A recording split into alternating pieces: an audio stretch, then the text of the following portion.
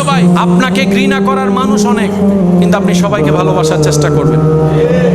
আপনি তাদেরকে বলবেন, আমাকে ঘৃণা করার, অপছন্দ করার তোমার কাছে হয়তো হাজারটা কারণ থাকতে পারে, আমি সেই দোষের দোষী হতে পারে, কিন্তু তোমাকে ভালোবাসার আমার এত কারণের দরকার নাই, একটা কারণেই যথেষ্ট। তুমি আমার রবের বান্দা, তুমি আমার নবী রাহমাতুল লিল আলামিনের উম্মত।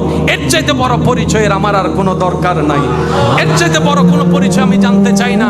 তুমি আমার রবের বান্দা, আমি তোমাকে ভালোবাসি। তুমি আমার নবী রাহমাতুল লিল আলামিনের উম্মত, আমি তোমাকে সম্মান করি। তুমি যতই ঘৃণা আমাকে করো, তোমার জায়গা থেকে তুমি করো, তোমার রবকে তুমি জবাব দিবা, উত্তর দিবা সে বিচারের দিনে। তুমি তোমার হিসাব, আমি আমারটা দিব।